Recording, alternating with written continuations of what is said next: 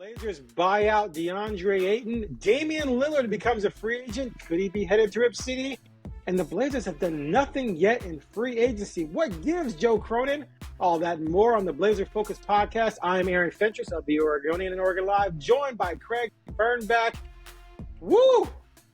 Been going on the past few days. I can't even remember who the Blazers drafted last week. That seemed like 6 years ago. I can't remember what position was it. A point guard from I think it Argentina was or something. I think it was a big man from China. I believe that's what we went. You're right. My bad. It's been a minute. Well, anyway, he got a runway to playing time based on what we're going to talk about. He did. He's going to be the backup at least because since the draft, since they introduced the point guard from Madagascar. Center from China. DeAndre Ayton was bought out, your starting center. And then Damian Lillard essentially waived and bought out the Milwaukee Bucks, making him a free agent. A lot's been happening. Let's start with Damian just because that's more recent. And there's a chance he could return to Portland, whereas DeAndre has been bought out. Where do you want to start? You start. What do you want to say about the Damian situation? So first of all, there's so many different angles to this thing. First of all, totally understand why the Bucks would do it. They got a chance to get Miles Turner. So basically they decided that they'd rather pay Miles Turner for, I think, 4 years and to play for them, and Dame Lillard for 2 years to not play for him. 5 years. No, for 5 years. 5 years, right. 5 years for Turner, knowing that Dame wasn't going to play for a year anyway. 4 for Turner, 5 for Dame. Dame has been stretched out over 5 years. He's going to get right, but it's 2 years. But it's a 2 years that he's got. It was 4 years. They wanted, instead of paying Dame 1 year to play for them, because he's not going to play next year. I don't care what. Anyway, I mean, I just don't see that. We could talk a little bit about the Achilles. I did some research to find the quickest healing, who came back the fastest. Right. But I'm just saying they made a decision like they would rather have Miles Turner for 4 years. Oh, okay. You meant, okay, yeah. And pay Damian Lillard basically 1 year to not play for them because they were already going to pay him. I got you. I got you, Stan. A year. Okay. So, I got you. And I get it because it probably means that Giannis will stay. Maybe. And they got a chance because the East is losing people. Indiana got way worse. Way worse. No Halliburton, no Turner. And other teams, Boston got worse. You know what I mean? So there's a runway there. So I get the move. I think for Dame, it's good too. I mean, it's not awesome to be released. It's not what he wanted when he took the trade, when he got traded to Milwaukee, but he has freedom and all that money. So he doesn't lose any money.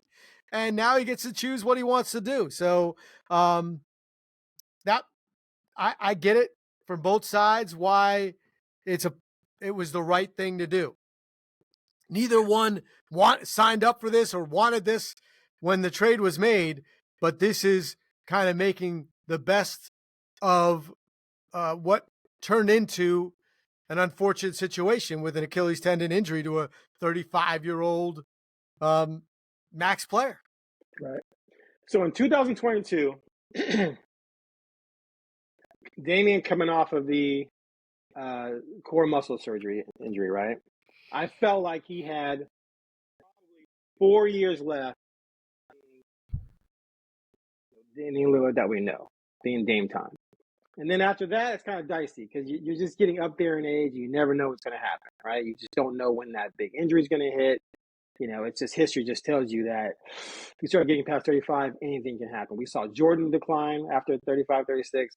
Kobe had the big injury. Like, it's just a thing. So 32, he was 32 going into that season. So that's the 22, 23 season. Then the end of 4, 5. That's where we are. So he had 1 more year in that window, and that year is pretty much going to be, like you said, toast. So that means beyond that is definitely a Dame decline. And so if you're Milwaukee, you got to be thinking, okay, if we got to try and build around Giannis to continue to win somehow, we cannot rely on Damian to come back late next season because what are we going to look like when he comes back because Brook Lopez is gone. We traded Middleton already. Kuzma was a train wreck, and we won't have Damian, right?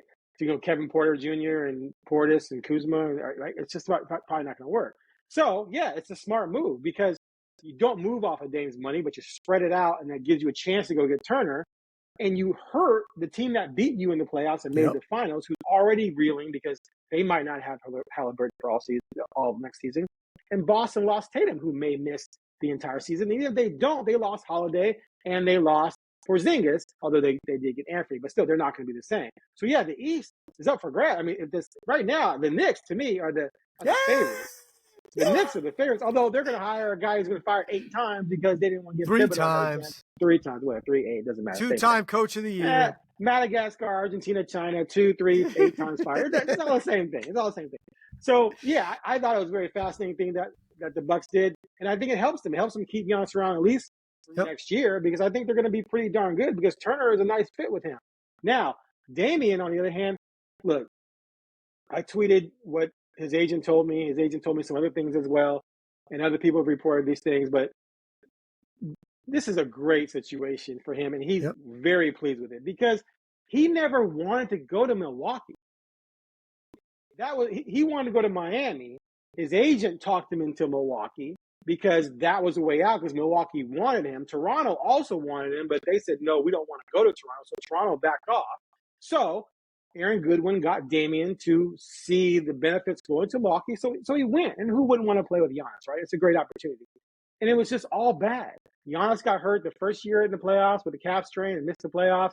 This year, Damian was hurt with the calf blood clot, and then he comes back and blows out his Achilles. It just wasn't a great experience, and he's probably going to miss all of next season, like you said. So why mess around with that situation when you know that Giannis could bail, and then you're stuck there, in the final year of your deal? What's that going to look like? So this is a great situation for him. The next question, though, is where is he going to land? Now, said straight up, like he has a chance to make all this money, make more money. If he signed with someone for $10 million a year, right, for the next 3 years, that's $30 million on top of the 100 and whatever he had to do to him. So he's making more money regardless, and he can pick and choose his spot. But where's that going to be, and how much is it going to be determined by the status of his injury? Because look, you said you did some research. It is altogether possible that he could be ready. He could be ready to start ramping up for a comeback by next February or March, and then make the comeback and then March, play a few games, and go into the playoffs and give someone some point guard power that they might need. The problem, though, is that team, if he's looking for a contender, how good is that team going to be without him, and are they already going to have a starting point guard? So is he willing to take a backup job to join that team? Because the team has a good starting point guard, helps them get to contender status. They're not going to bounce that guy for Damian coming off his Achilles. But anyway, give me your breakdown then of why you think he won't come back next year. Why he won't come back? No, I'm just saying is the fastest person in the NBA to come back from an Achilles was Wesley Matthews. And he came back in 7.5 months, which is miraculous. Kobe came back in 8, played 6 games, and got shut down for the rest of the season. Other than that, there's nothing, that could come back before that. So I'm not saying he could come back in 8 or 9 months. He could. And then you're looking at, he had surgery May 2nd. So June, July, August, September, October, November, December, January is 8 months. You got to count May. It was June 2nd. That's pretty much all May. So May, June, July, August, December, October, November, December, January. So it's end of January. That would be. So give him end of February 10, and that gives him March to ramp up. And there's a chance. I'm just saying, there's a chance. I'm just saying, but then the fits are very weird, right? And you have to figure that out. But it's possible. But I think that most teams would have to be looking at, if they're smart, what does this look like in the following season, not next season? Because it's also he could come back as a backup, though. He could come back and give you 20 minutes off the bench, and if he's hot, you roll him, you let him roll. If he's not, but he could get on a scoring punch right away. The smart move for a team is to sign him to a 2-year deal with the hope, with some kind of miracle, but really think about the following year. But look, there's no way to know right now. I mean, that's the thing with an Achilles injury is that, look, Joe Brazil went twice. There's this is not a good injury. And this is definitely not a good injury for a 35-year-old. Like, precedent on Achilles are bad.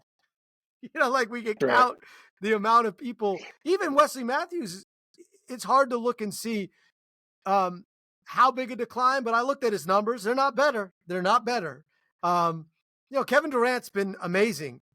Now he's 7 feet tall and he never played above the, he's 7 feet tall, but he wasn't a guy who played above the rim, pure athleticism. He's an amazing, he is a unicorn. Let's just be honest. Boom, he's a unicorn. Kobe wasn't the same, you know what I mean? But that didn't mean he wasn't really good, right? So it doesn't mean that he can't come back, but we're not looking and be very, very good. But all these things, being 35 and a half, because he turns 35 next month. He's about to turn next 35. week. I think it's July 12th or July 15th or something. Yeah. Right. So this month. What We're in July. I said next month. Oh, I meant this month. Sorry, I meant this month. Yeah. He's going to be 35 and a half plus, and you talked about it. Like, that's not that there are not a lot of LeBron James in the world, or even Chris Paul's, where you're still doing great. Now, you had talked about it, and it's true. One of his, one of the things that makes him great is his shooting. And you would think that'd still be all right, but there is a lot of risk in betting on Damian Lillard to be an all-star caliber player. But you don't have to pay him that, so you're good. Exactly. You don't have to pay him all-star money, because if he's going to a contender, they're not going to have the room for that. Exactly. They're not going to have the money. But if you're Damian Lillard, I don't think you have to find a place where you're the star, or you're one of go chase. This is when you chase rings. Like, this is the time. Like, if anyone should chase rings ever, it should be Damian Lillard. He's getting his full max contract, guaranteed paid, even if he never plays again. Also, he is coming back from one of the hardest injuries for a basketball player to come back for. Chase that ring, man. Like, go. Dude, and so that's why I'm not one to think, look, am I going to sit here and say there's no shot in the world that Damian Lillard, signs with the Blazers? I'm not, because you can make a decision if you're the Blazers because you want to do it to fix a quote unquote wrong. And if you're Damian Lillard, you want to do it because that's where you want to finish your career and you no longer want to chase rings. I just don't think it's good. I don't think it's the best decision for either party. I mean, the Blazers just traded for Jrue Holiday, so that you don't need the mentor there. And he's the veteran point guard that's 35 plus. So you don't need three point guards, right? Like, that's just not a thing you need. And if you're Damian Lillard, they'd have to trade Holiday for sure. Right, which is, that's going to be hard, I think, for what he makes. There aren't going to be a lot of teams that want to pay a 37-year-old $37 million a year who is also on the decline. So that's hard. And you mean in the last year? He's only 35 right now. Yes, the last year of his contract. That's what they're paying for. And here's what we know. You couldn't even find a suitor for DeAndre Ayton. So it's not easy out there to make these trades. And if you're Damian Lillard, chase that ring, man. Go sign with a team that's close. If the Rockets want you, and there's room for you to help out in that situation. Boston might be a perfect situation for you, because you're on the same timeline as Tatum, and you could go and rehabilitate with the star. And they just got rid of Jrue Holiday. You know what I'm saying? Like, so there's that hole for you. But there's a lot of, there's the Spurs situation. When you look, and I did it, and I'm sure you did, I did the old Google, like, what do people think about the best landing places? I found like 4 articles. Nobody's was consistently the same. Some people had the Heat on the top, like, well, he wanted to go to Miami, now he can. Other people had the Blazers. This is the perfect place for the reunion. And other people had Houston. Other people had Boston. And that's because. What I like? What do you like? Sorry, finish. I'm just saying that everything you say right now, whatever you say, I'm going to go, oh yeah, that's a good point. Because this is what happens when you have the buffet is open. You get to choose whatever you want to put on your plate, and that's where Dame is. The place I like for him is Denver. Sure. I love Because, it. Jokic. They have Jamal Murray, and then a huge problem. well, but Jamal can just play the two, which he kind of Right. does anyway. And I don't think Westbrook is up in the air with them, right? No, he opted out. He opted out. Okay, so you could go there, slide into a reserve role because they're going to be good. Sure are. They're going to get to the playoffs. So they get to the playoffs, and you just slide in there and figure out what your role is based on what you can do. At the very least, you're coming off the bench, and with a center like Jokic, who's such a great passer, he's going to find you when you're open, and just be a shooter off the bench. Be what Ant was 3 years ago when he was playing behind Dame and CJ, and that year they made the playoffs. Ant would come in, and Stas would be like, "You're shooting threes. You get the ball, shoot three." Be that guy for that first year. And then he come into the next year and they go, okay, can I operate as a full-time starting point guard in a situation where I'm not number one? Not only am I not number one, I got a two guard who can fill it up. So I can be the third option. And they got Cam Johnson. And they still got baby. Aaron Gordon, right? So I can score 15 a night, 8 assists, and be that guy. And then if it's my night, if it's Dame time and I get on a heater, I get on a heater. To me, that's the perfect spot because they don't have a true point guard. I mean Murray plays it, but I consider him kind of a combo. And you have a lead big guard. man, huh? He's a lead guard, just like Dame. Yeah, exactly. And you have an elite center who's a great passer, right? Which is just going to be huge for you because you're going to find yourself wide open for shots.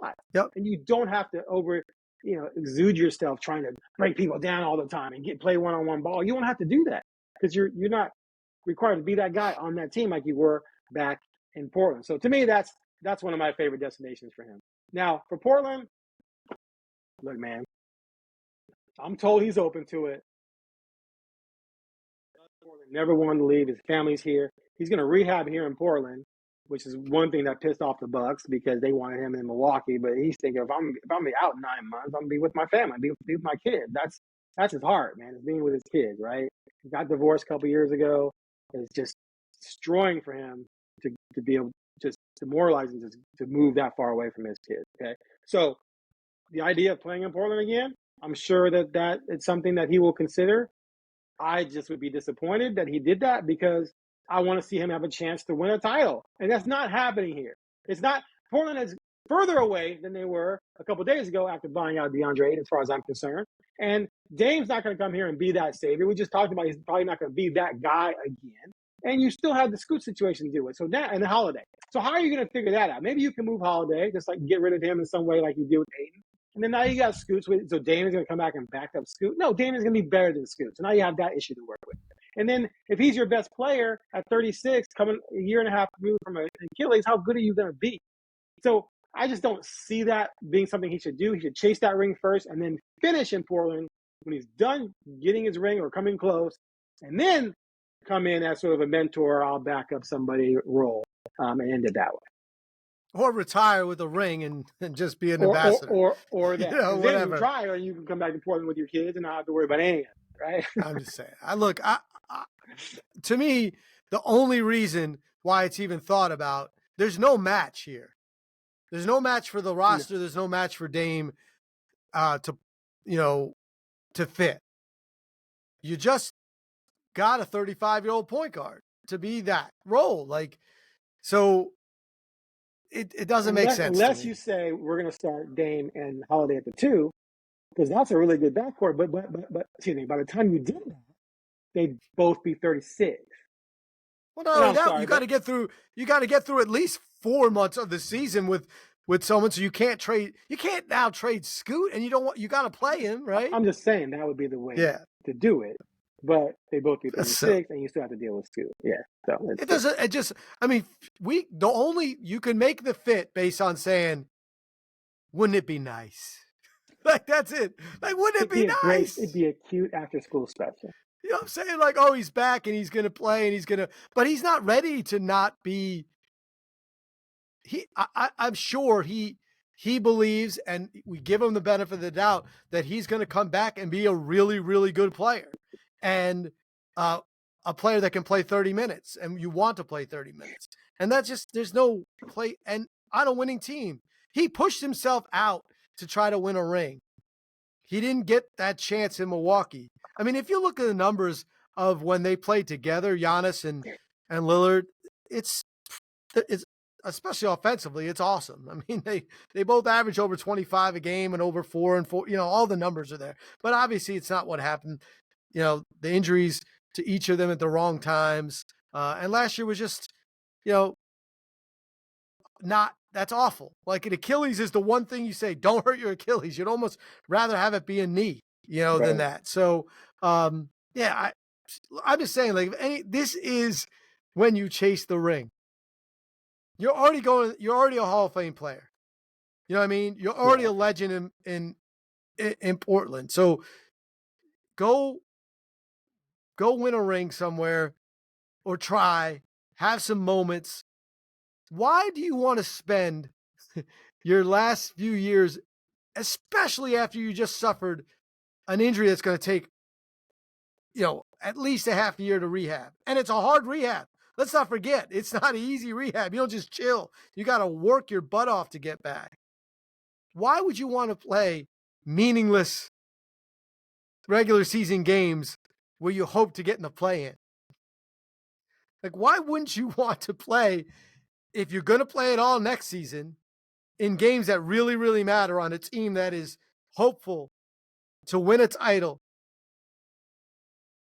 and then come back after a full off season again and be on a team that possibly could win a title? You know what I mean? Like, what your Denver situation has the possibility of 2 rings. You know what I mean? Like, if he can come back towards the end on a Denver team that's going to have 50 wins without him, going to be a top 4 seed probably, or if not, be doesn't matter that much. But you can help them maybe get a home court advantage, even though we showed what showed last year. But with these teams where they are, that's not that big a deal anymore. You'll play with the best player in the world and go for a chance to win a title next year, and then a chance to win a title the next year. You know what I mean? Like, so, and then who knows after that? And then after that, who knows? I just think you sign a 2-year deal in the best case scenario. If I'm Damian Lillard, I'm telling, my agent, let's try and get a 2-year deal with a team that potentially can win a title this year and next year. So, go ahead. And I don't care about the money because I'm rich. Yeah. And I'm getting full. I'm getting a max deal. Everything is bonus. I'm getting paid $22 million a year to chill for the next 5 years. So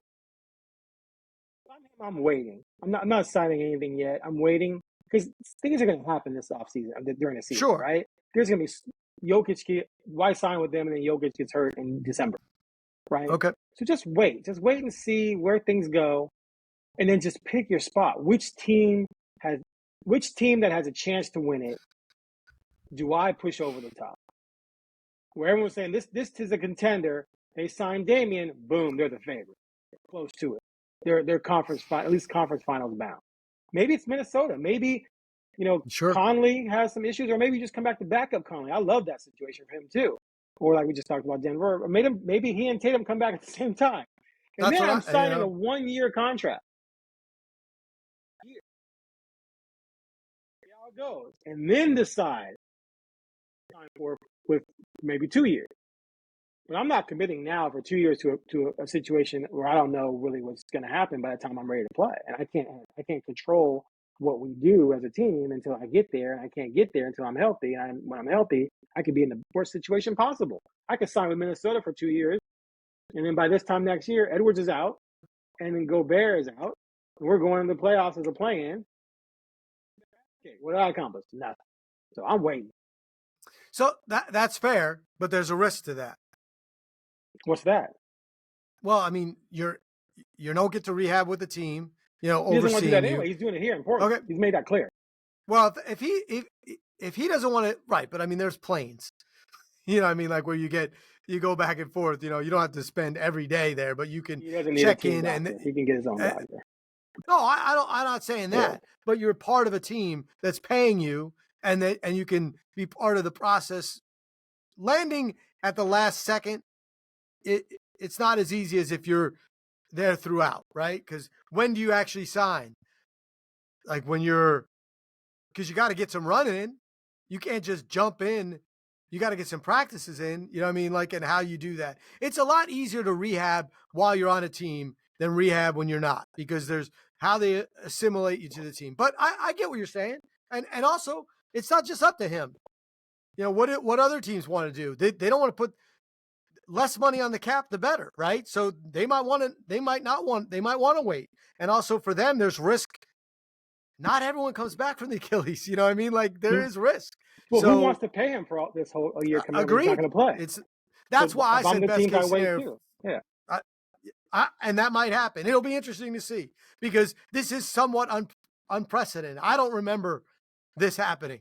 You know what I mean? Where a guy before the season started, bought out, full contract, not going to play for at least 6 months, might play at the end of the year, is 30, five. Like it's all crazy. And I think it's perfect that it's Damian Lillard because he is really smart and he will make a really smart decision and he'll commit to it. But like you said, I'm happy for Dame that the injury is awful and I felt sick for him. Now I'm happy because this is the best case scenario, in my opinion, coming out of a career altering injury at a really bad time. And there is a chance that he could to do it. And I'm not going to be disappointed. You said you'd be disappointed if he signed with the Blazers. I won't be disappointed because he's going to do what he wants to do. And the priority doesn't have to be to win rings. I've never. That's my priority for him. Sure. And I get it. That's what matters. I get it. But I've also talked to a lot of athletes and non-athletes about reaching the pinnacle. And often it's not everything. Okay. You know what I mean? Like you win it and then the next day you have to think about, okay, now what?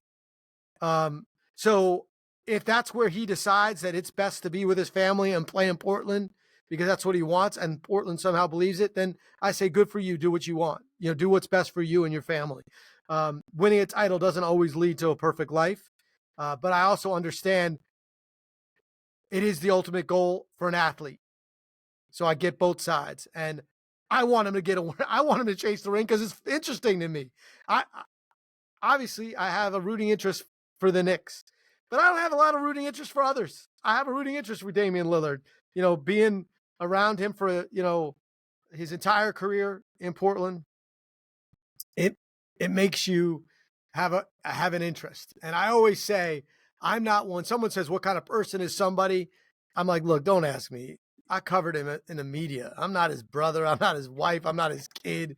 I'm like, and we have been fooled many times before by athletes and what they are. I'm like, but in my experience, he's a guy that has been genuine, a great leader, a great player for the team.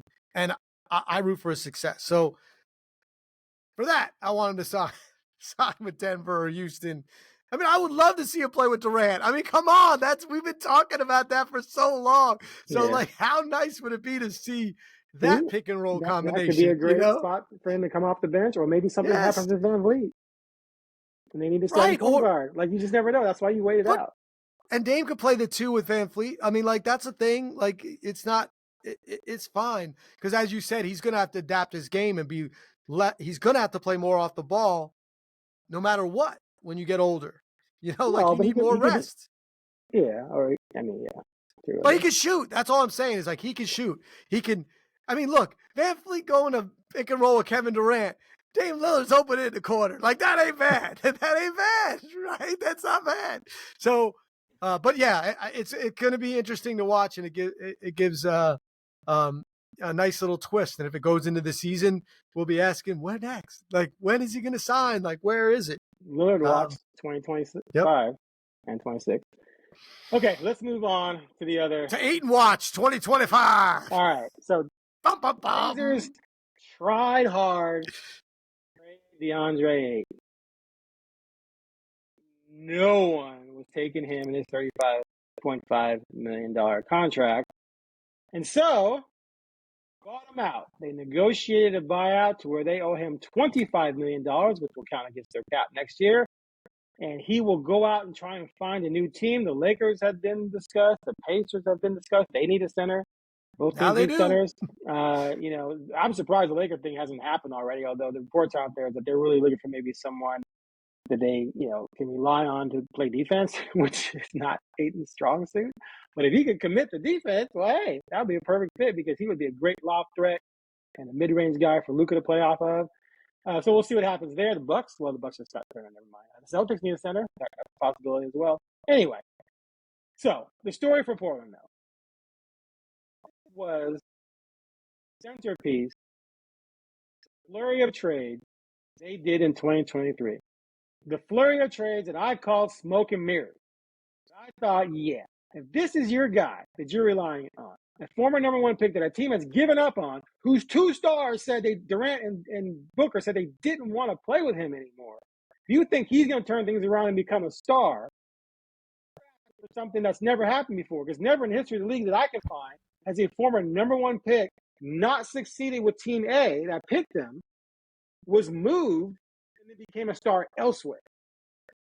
It doesn't happen. It's just something that if you can't figure it out in one spot, it's really difficult to figure it out later. Now, Lowry Markkanen was the number one pick, but third team, but Lowry was just struggling to be a player, not struggling to find the motivation to be a player. That's been Ayton's problem. He's moody, he's up and down, he can be, malcontent, et cetera, et cetera. And that didn't change in Portland at all. And so that's why they moved off of him. So now people are spinning this like, oh, but still look at the Dame package. We got Kamara and Denny. Okay. And then they count everything they got in 4 trades, and they'll compare it to what allegedly was available from Miami.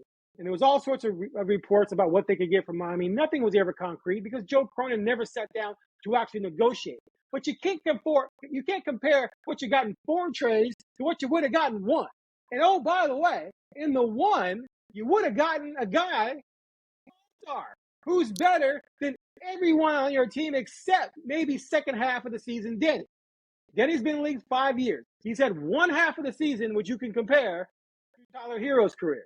So Hero would have been your best player. Oh, we don't want a Hero because we got Shady Sharp, we got Ant, but you don't have Ant anymore. We had Scoot. Well, is Scoot and Sharp better than Hero? No, they're not.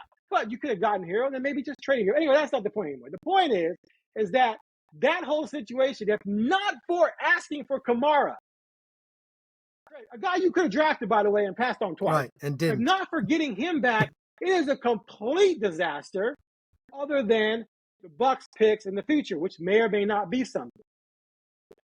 Now, people want to count the Denny thing. They could have traded for Denny at any point in the last year from the trade through when they traded for him. Denny was infinitely available. It's not like they had to make the Dame trade and get Brogdon. Brogdon was the weight. Brogdon was the weight of the trade, not the asset. Brogdon could have been anybody. Brogdon could have been Nurkic. Yes. Brogdon could have been Johnson and Nasir and someone else just to get the salary match. Like it could have been anybody. So people are actually taking someone was trying to say, oh, they got 5 first-round picks. They were literally, and Denny, and Kamara. They were counting the picks, Watson's picks, which you can't do, and then they were counting 2 of the picks they gave for Denny. They were counting. Right. And they The wrong way. Like, what are you doing? So the mental gymnastics people are doing to try and sugarcoat this thing. I'm not trying to rip on the Blazers or rip on Cronin or anybody. I'm just saying that this is a disaster because I maintained at the beginning, if Deandre Ayton could come to Portland and blossom, you're in great shape because you got a legitimate star in the middle who can literally do everything. But the fact that you had to come off this guy for 0, I get why they did it. That thing hurts because they are not better. Anyone said they are not better right now, losing their top scorer and their top rebounder, who was 4th on the team in scoring, and the only guy on the team who averaged a double-double. Holiday. Where they're at right now, they're not better. The team that just ended the season, I believe, would sweep the team that you have on the court right now that you would play if you played tomorrow. Sweep them in a series because Ayton's taking Klingon to school because Klingon's still a kid. Ant's firing off threes. You got we're shooting teams in the NBA last year without Ant. What are you now? Seventh, I think. Seventh from the bottom. Now you're third from the bottom. So they need to make some moves, man. I'm telling you right now, they have no chance of being 500 right now. And I've maintained this from the beginning. If they don't have a winning season with a new owner coming in, and he looks at this, everyone could be gone. I'm not wishing that. I hate to see it. I like everyone down there. But to me, unless they do something, this is all bad. 100%. So you went like a very good 10 minutes on that or whatever that was. No, I'm making up numbers. I didn't time. I'm just going to say it in one sentence. You're paying Deandre Ayton $25 million to play for someone else, and you got nothing in return. That's it. That's it. You're paying somebody $25 million to play for someone else. That's it. That's bad. It's bad. There's no twist to say it's good. No twist. There's no twist. Now, they'll say it's addition by subtraction. No, right. But Which is addition by fine. subtraction is bad. It's bad. It's bad because that means you messed up. Whenever people say it's addition by subtraction, I'm not saying the move doesn't make sense, but it's bad. You got a player that you thought was going to be, a starter. They built him above up as a average top 5 starter. center. They called him a top 5 center. A possible all-star. Possible all-star. 20 and in the end, nobody would take him for anything. You couldn't trade him for 2 second-round picks. I mean, and because his contract, I get it. Why? But bottom line is, addition by subtraction means we had to get rid of a guy to get better and get nothing in return and pay him to walk away. And when you do that with a coach, it doesn't hit your salary cap. Right. If you do, even injured players often have insurance. Like money. You just given $25 million to Deandre Ayton to play for the Lakers or the Pacers or someone else. So now your only hope is he'll make them worse. Right. That's it. That's it, because because if he goes to a team other than you, that means they got better and you didn't. Because you didn't get an asset. Now, you could argue, yes, they feel that again, all this comes down to me going back to you screaming at me in a good way, because that's what we do, about telling me why the Simons trade made sense because they wanted to win now. And I'm like, well, everything they've done since, including this, does not tell me they want to win now. I mean, it just doesn't. They're killing me, Smalls. Right? It's just obviously he's their best center. He's better than a 20-year-old guy who played in the Chinese professional basketball league last year. There's no way he's not. He's obviously better than Klingon, especially on one side of the ball.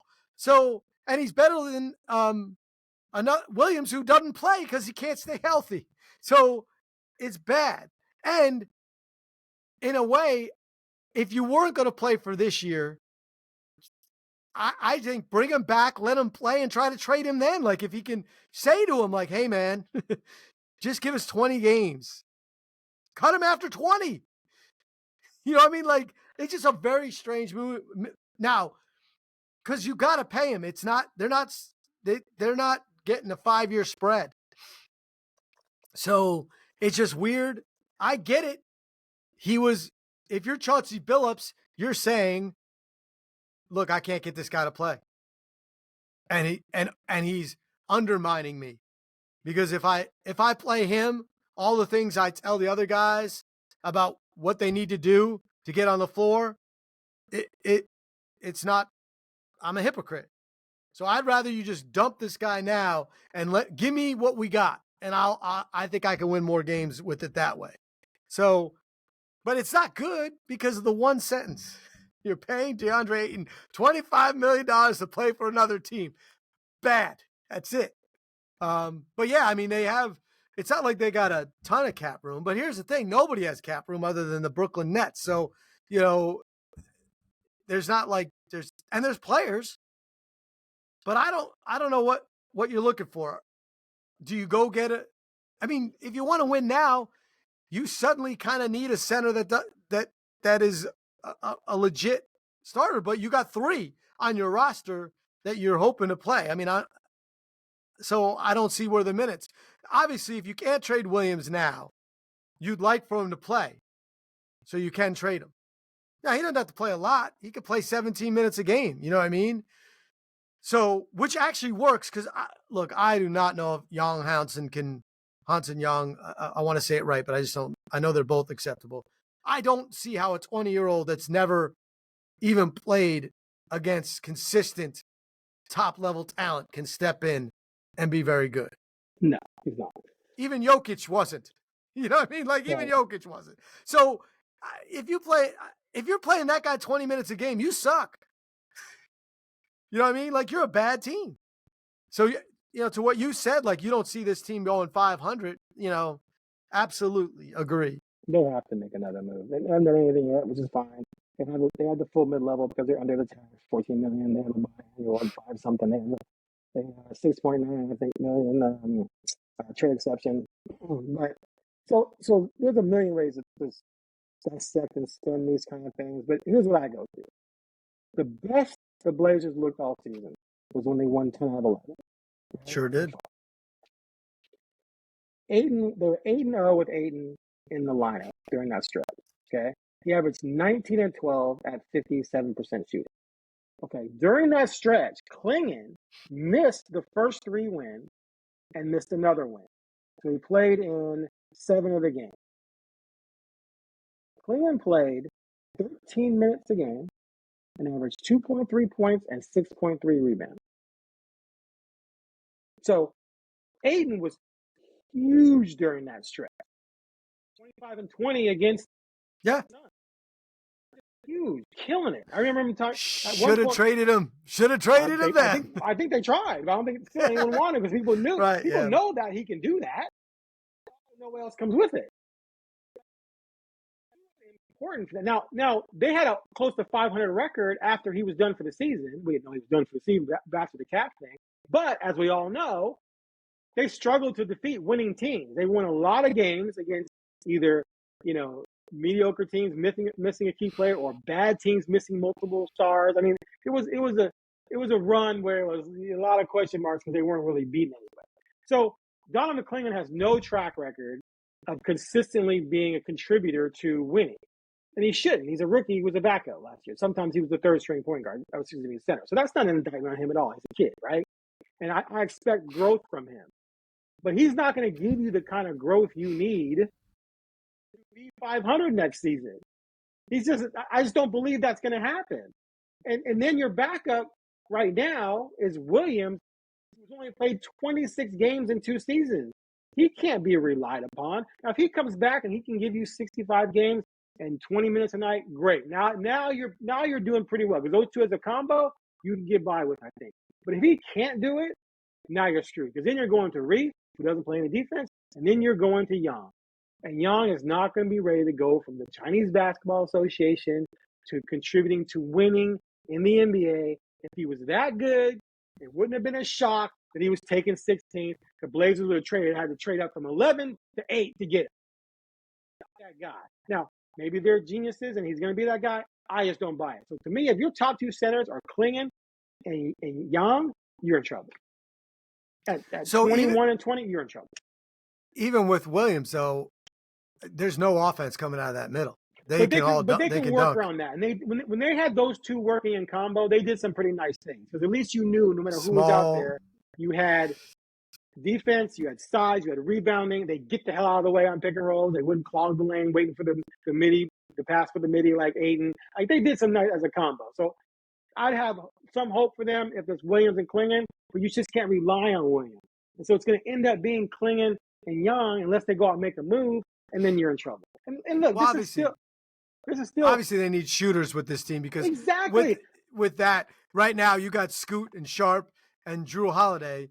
You know, none of those, 2 of them can't shoot. You know, like historically, they used to be able to shoot. They had a bad season last year, right? And he's Drew Holiday. He's not. That's not. You don't have him because he's a shooter. You know what I mean? Like you're not. He's got the ball. He's going to facilitate and he's going to play defense. But you know, Kamara really going to have to shoot the lights out. Like you know, what I mean, like Denny going to have to shoot the lights out, and that's not there. Yeah, they have guys who can make the wide open 3. Sure, but you can't live off of that unless you can only live off of that. a dude like a Kobe, like a Jokic, like a whatever, who can score in any way possible, and the other teams have to defend in a certain way, which allows you to be wide open for open threes. Sure. If you don't have that guy defend you straight up, and you're not gonna hit the three. We have to go off balance a little bit, or you got to dribble to your left and do a little like a little fade or something, or step back like Ant does, like Damian does. So that's where they're going to be in trouble. And they were seventh, I think, in 3-point shooting percentage. Of all the teams in the bottom 8, only one made the playoffs, and that was Orlando. The rest were all horrible teams. And you've done nothing. You've only hurt your 3-point shooting. And I see 3-point shooters sign. Tim Hardaway just signed with who? I forget. Was it Denver? Didn't he sign with Denver? I did not see that. Tim Hardaway Jr.? Know. Hold on. I think it was Denver. Yep, Denver Nuggets. So Denver Nuggets, already a 50-win team, went out and got themselves a legit shooter from a playoff team. And he signed, but not that much. You could have gotten him with your mid. I'm not that he would choose you, but I'm just saying, teams out there that are already good are going out and getting dudes to shoot. You're doing nothing. As this team is right now, you don't have one guy in your roster, now that Ant's gone, that's a get their own shot guy, except for Shaden. And Shaden's completely up and down, right? You don't have a legitimate starting center for to consider yourself a postseason contender. I don't believe. Now maybe Klingon will surprise, but he's still young. He was barely in shape last year. How's he going to handle 30 plus minutes his second year? I don't see it. And your point guard is up and down erratic, who's going to be orchestrating this thing. Your best player is probably Denny, who's never been a high-end playoff caliber player for an entire season. He was somewhat that in the second half of last season, but on any good team, he's a third or fourth option. He's not a legit number 1 or number 2 option on a good team that we know that we've ever seen in his career. So what do you have? Who am I missing? Jeremy, you want to get rid of. He knows it. So who knows what attitude he's going to bring to the table. So what am I missing? Am I missing somebody? No, I mean, you're basically asking Sharp to step up and be an all-star. This is it. Yeah, you need a bunch of guys to all elevate 2 or 3 levels at the same time. And I'm totally off right now of them being a postseason team. I'm off of it. There's no way. I'd be absolutely floored. Now, if they do something in the next month or so, maybe I'll change my mind. But right now, no, not going to happen. Yeah, and, the thing is, with all the moves, I can't see exactly the path. Like, it feels like they're just, often when you see things, you can be like, oh, I get that. Like what Milwaukee just did. I get it. You had to get somebody to keep Giannis, and the only way you could do that was by releasing Dame, who wasn't going to play next year anyway. Right. The other teams that are, like the Hawks made a crap ton of moves. And you're like, oh, I can see that. I understand. I don't understand I don't know how they all relate. I don't get why I still don't understand. The trade now for Jrue Holiday is weirder. Like, this team with Simons is better. Like, it makes more sense. Like, and you feel like you'd give him runway to get more. Keeping Ayton, I just don't get exactly what they're doing. And they said you got to trust. Well, I mean, the track record says, well, I don't know. You know why? Because you thought that Deandre Ayton was going to flourish and he was going to change, and he didn't. You thought Chris Murray was a lottery type pick, and he's not. You thought Scoot was a no-brainer, which that one, I think 90% of the league would have taken him third, right? I just don't I also think 75% of the league would have traded the pick and tried to get somewhere with Dame. So it's not like they aren't. When you look at what certain teams are doing with their front offices, and some that have changed front offices, you're like, oh, okay. And I don't understand. And it's not 1 year, it's not 2 years. Like, at some point in time, teams get moving and don't have excuses for why they're struggling. And we had a lot of, quote unquote excuses in the Neil O'Shea for why they weren't a top 4 team. Right. But The he got playoff him to was a be given. he got him to be in the playoffs. And he Yep. kept saying, like, you get where you get and then you roll the dice, right? Like, if you could, and it for one time it got him to the Western Conference Finals, Dude, you know? even the year they didn't want to make the playoffs, they made the playoffs. Right. Yep. So, and with this team, it's now we're going into year. I mean, when does the rebuild start? Everyone wants to argue about it, but to me, It it started with starts. Shaden. I agree. It started with trading CJ, trading Yep. Powell. You traded 3 starters. Yep. You drafted a guy 7. It was a start. Now you can say the post Dame rebuild began in 23. That's fine, but you started before this, and you sat there in July of 23, and you signed Grant to a 5-year deal, and you maxed Batiste out the door going to Dallas. His agent made that contract as poisonous as possible, and they matched it.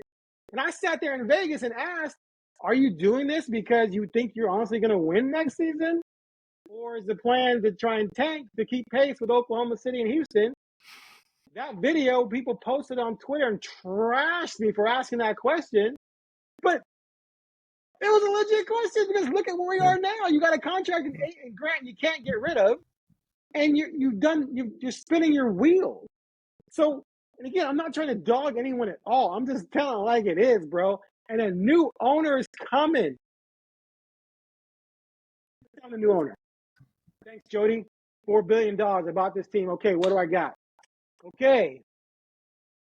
Lost for the 5th straight season. Okay. And you had 4 lottery picks. Oh, and you traded a player in franchise history. Okay. And you traded his sidekick. Oh, yeah. Okay. And what do you have to show for it? Oh, kids who may or may not be good. Oh, you got Kamara. Oh, you could have drafted Kamara. You got Denny.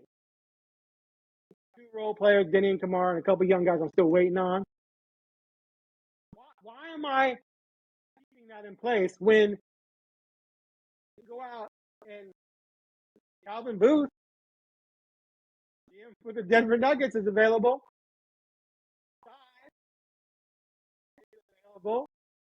GMs out there who have built championship teams available, who that GM is not going to be scared to go pay. That owner is going to go pay the going rate. And the same for a coach. I mean, around the league, Chauncey's respected, and you know, he could find another job. But again, that owner who didn't hire these people, who doesn't know them, is going to say, "But I can get a coach. Yeah, maybe Chauncey can win with a better team, but I can get a coach who's won and a GM who's won." Why am I not doing that?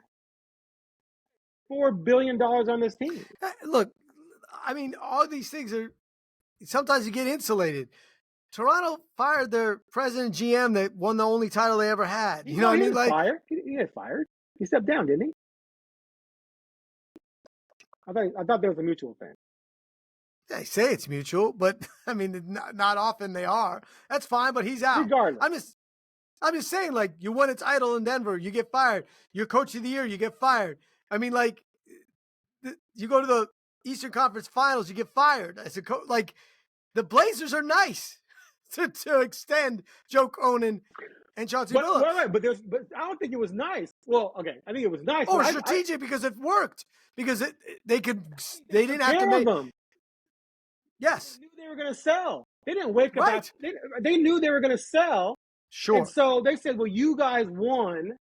Take us out of the Cooper Flag sweepstakes because we put pressure on Cronin, we put pressure on Billups, which still, at the end of the day, is going to go down as a disaster, I believe. Bad and people decision, say, oh, well, Dallas won it anyway. Whatever.